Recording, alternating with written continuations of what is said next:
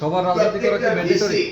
তাদের credential check করেছি, করে তার সাইটেশন, কোটেশন, তার গুগল সার্চ, তার পিএইচডি, পোস্ট ডক, এমফিল সবগুলিকে ক্যাটাগরি করে যারা হাইস্ট পারফরমেন্স করেছে সেই হাইস্ট পারফরমারকেই আমি বিশ্ববিদ্যালয় অনুযায়ী দিয়েছি। আর রেকর্ড আপনি চাইলে আমি দেখাতে পারবো, আমার সেই ওয়ার্কশিট রয়েছে। আমি নিয়ে আসুন আমার ফাইলটা। ওভাইসারকে দিয়েছি in highest performer among the last.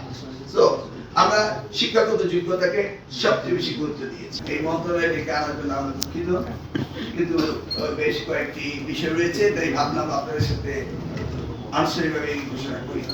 প্রথমত আমরা ঢাকা বিশ্ববিদ্যালয়ের ভিসি আমরা যাকে নির্বাচিত করেছি তিনি হচ্ছেন প্রফেসর ডক্টর এবিএম ওবায়দুল ইসলাম।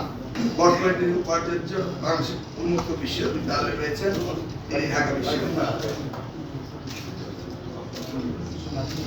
তারপরে আমরা ঘোষণা করছি জগন্নাথ বিশ্ববিদ্যালয়ের professor doctor Raisuddin vice chancellor হিসাবে আমরা উন্মুক্ত বিশ্ববিদ্যালয়ে ভাইস চ্যান্সেলর পদে আমরা professor Mohammad Siddiqur Rahman Khan, professor Mohammad Siddiqur Rahman Khan. Dhaka central university যেটা নতুন হয়েছে সেখানে আমরা প্রফেসর মোহাম্মদ নুরুল ইসলাম ওনাকে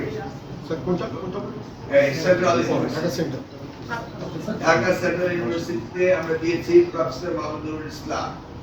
তিনি বর্তমানে আছেন pro vice chancellor national university.